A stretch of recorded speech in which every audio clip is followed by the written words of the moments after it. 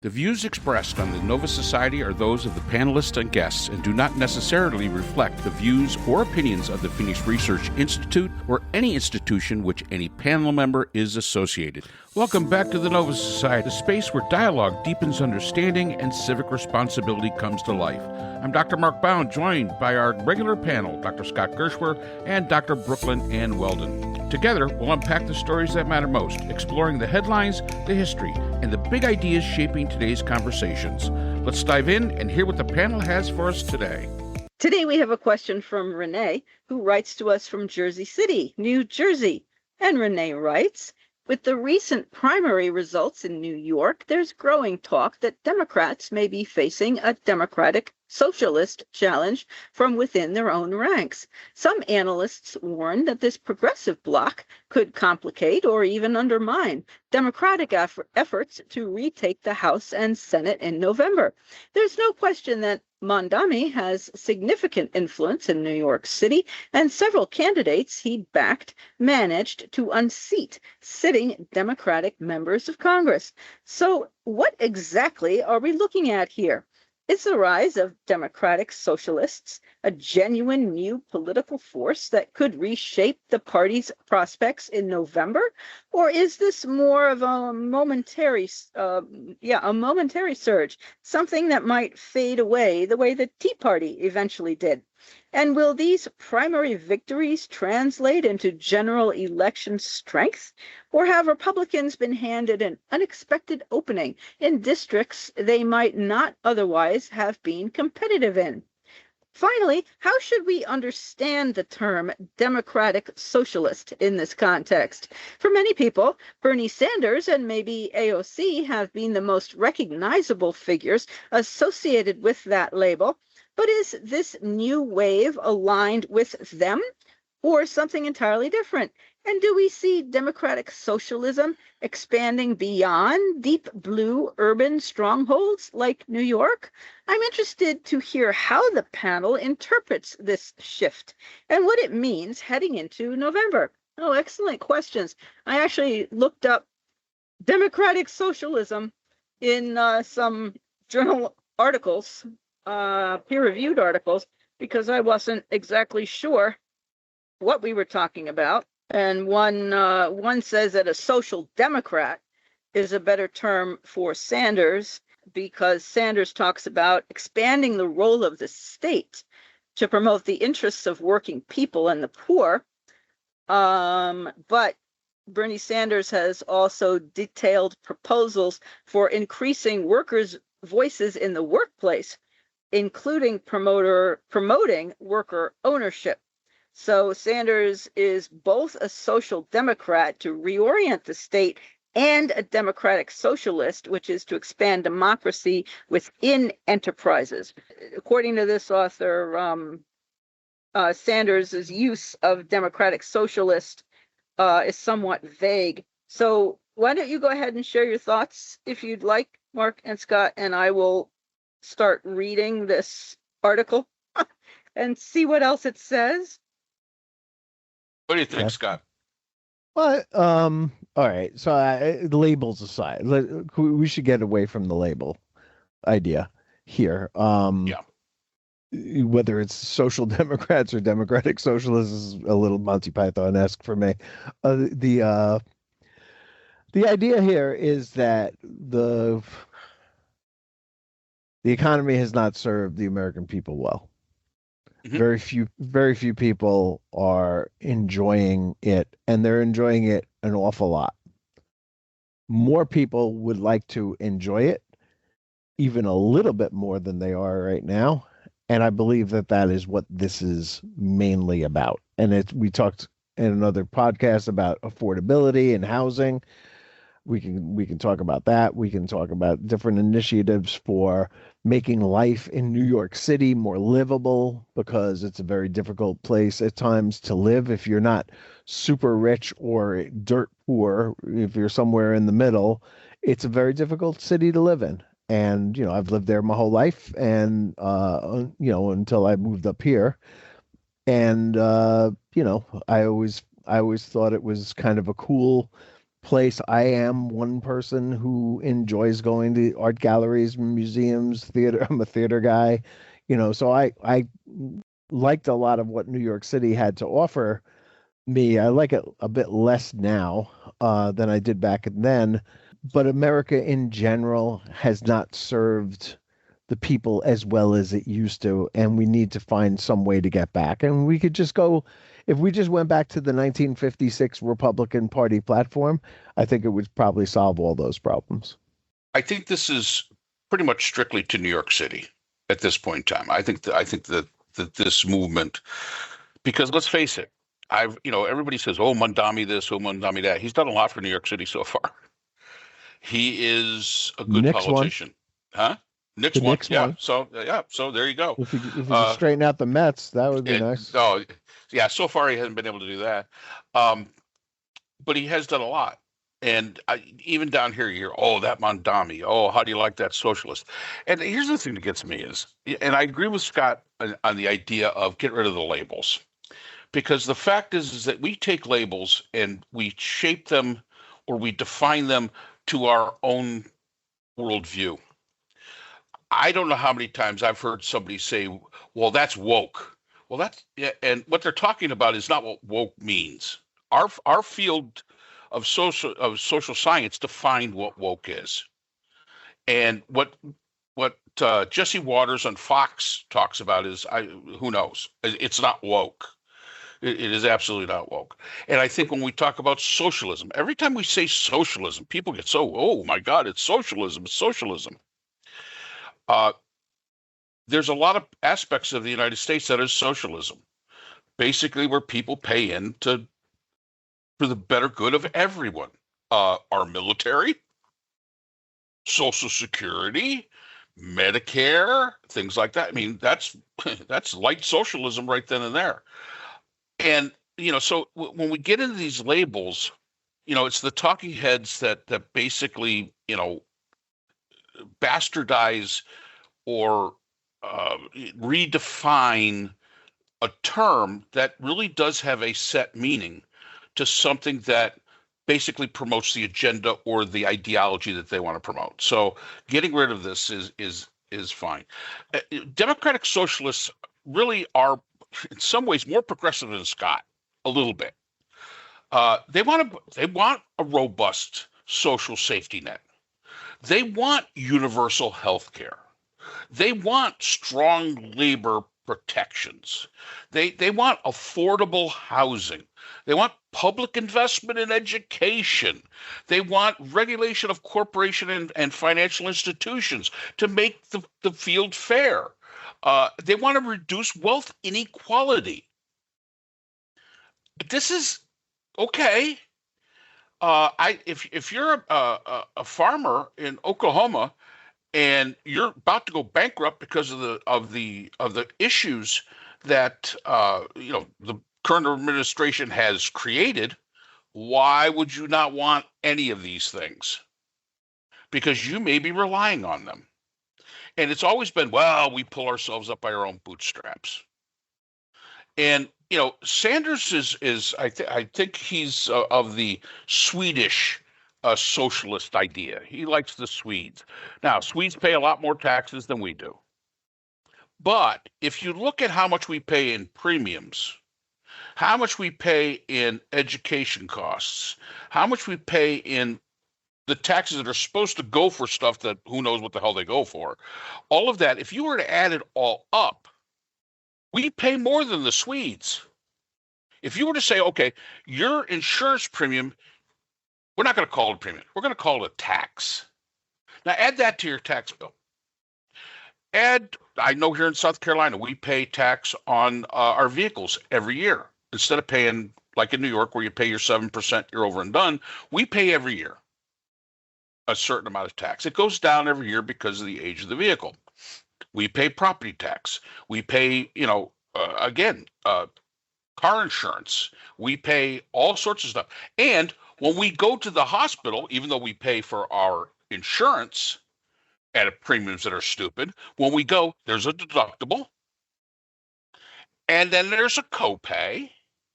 And then they only take care of 80%. And that's if you're lucky. That's if you're lucky, they take care of 80%. God forbid if you need dental care, because they only pay 50% of that. God forbid if you need mental health care, because they pretty much ignore that. So you're paying all this money, and you're not getting your bang for your buck. Who's getting rich? The insurance companies. Who gets rich on car insurance? The insurance companies. Who gets rich on homeowners insurance? The insurance companies. So if you were to take all of those premiums that you pay and say, all right, we're not going to call them a premium, let's call them a tax. And then you looked at your tax bill, you would find that it would be more than 50% of your income. Plain and simple. And so you might not think that the state providing it. Now, granted, here's one issue with the socialism idea. Unfortunately, you're stuck with the mechanism of the state that you or the government that you live under. I wouldn't trust Trump and the Republicans and this government and this administration to administer, I don't know, a casino, because it'd probably make it go bankrupt. So you are at that. You've got to have in place rules so that the current administration can't screw it up. You got to have those rules in place where it's untouchable. How many times have we talked about Social Security is untouchable, Medicare is untouchable, and what are the Republicans talking about doing? Fiddling with it. They're talking about fiddling with it. And so you've got to have those rules in place so that the whims of a current government, a current administration, cannot undo. And that would be probably the greatest hurdle we'd have to get past. Stay with us. We'll be right back. From digital security to social cohesion, the Resilience podcast series brings expert insights on strengthening civil society in challenging times. Listen to the latest episodes and join the conversation. I wanted just to say, Mark, you mentioned the pull yourself up by your own bootstraps. The person who said that was John Smith. That is the John Smith, the Pocahontas John Smith. That's how far back that statement goes. Of course, that's just a myth that John Smith wanted to promulgate. And I also want to make a point. I mean, socialism, people correlate that, of course, with communism. They are not the same. Oh. And Lenin and Stalin corrupted what Marx said. Karl Marx never said that a person could not own personal property. Lenin and Stalin were the ones who decided that the state had to own everything because that benefited them. People have to read what Karl Marx actually did say. And Karl Marx said nothing about the state owning everything. So the part of what Trump and his buddies are hammering is that real Americans believe in capitalism. And if you don't, then apparently you're committing treason or something close to treason. So I find that extremely interesting that everybody has to believe in capitalism because, of course, the capitalists own everything. And one point that this article does make here is that one of the workers cannot own much. The employers can wait out the workers because the employers own everything. And the employees are the ones who depend on wages to eat, to have a place to live, and for survival. Whereas the employers, of course, own everything. And if there is a strike, the employers can hire other people. And just like we were talking before in an earlier podcast about Iran waiting out the United States, the employers are the ones with the great advantage over the employees. So, Yeah, and there's go this ahead. misconception too about who's a capitalist. That guy working at Walmart who supports the Republicans. I got bad news for you, son. You're not a capitalist. You're not in the club. That guy that works in a factory. You're not a capitalist. You're not in the club. Now, the person that owns the factory, the Waltons who own Walmart, they're in the club, but you're not. But they've convinced you that the idea that a CEO of a corporation should make, 3,000 times more than you do is a good thing for you. They've convinced you of that. And one of the reasons that we're seeing this democratic socialism thing become such a big deal is because you got rising housing costs are rising. Student debt, another one. We're one of the very few countries that have student debt. I mean, most countries, it's very, very low cost or free. The healthcare expenses, which we've talked about before, the wage stagnation. That, oh, by the way, the capitalists say that's good for you. You should like that. Come on. And again, and the frustration of the corporations having so much influence on politics. These are all the reasons that these kind of movements, come to light, that they gain some sort of momentum. It just, I think this idea of if you make $100,000 a year or $110,000 a year, yeah, you're probably middle class right there, but you're not a capitalist. You ain't in the club. You ain't in the real club. You're at the foyer club where you're just sort of outside the door with your face pressed up. So yeah, it's a matter of messaging too. Scott's smiling. Yeah, well, I mean, Renee from Jersey City, a couple of things here that I wanted to get to before we lose it completely, which is one, the Tea Party didn't really go away. The Tea Party sort of folded itself into the MAGA movement with a little bit more racism than the Tea Party movement had, at least at the beginning. So the Tea Party movement hasn't gone on. The other thing is this. I mean, I'm going to rail against the labels here because Trump is talking a lot about communists, godless communists. And it's like it's 1949 all of a sudden again. And somewhere in the dim recesses of his brain, I think he's actually thinking, yeah, call people communists. That's a good thing to do because everybody hates communism. Yeah, okay. But here's the thing. Donald Trump is the most socialist president that we've had at least since FDR and maybe even more than FDR. Donald Trump has, whereas companies like Intel and some of the other chip makers are private companies or public companies, with stockholders and so on and so forth, the federal government has taken a share of the operational decision making away from them and given it to us for an equity stake in their business. Nobody's ever seen this before.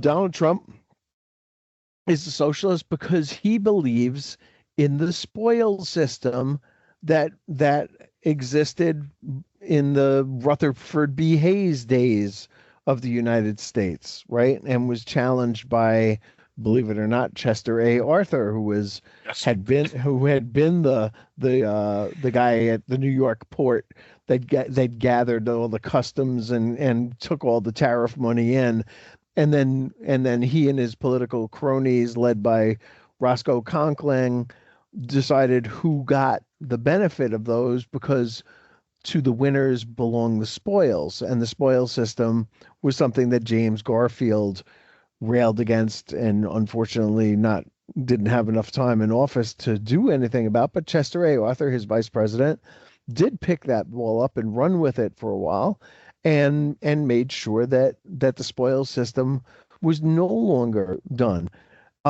Your farmer in Oklahoma, Mark, our food system here in this country, our farming, our agricultural system is based on modern slavery and tax subsidies.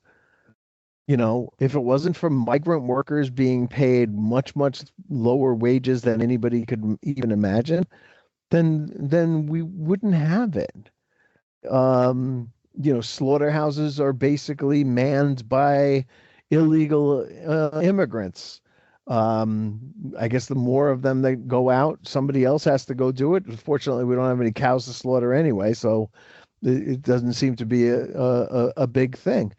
But we live in a country that depended on basically modern slavery for you know, hotel hospitality, you know, the people who make up the rooms and so on and so forth, and and so many different aspects of life. You know, the people who work in the kitchens, busboys and dishwashers and so on and so forth, all, you know, paid miserable low wages to do that.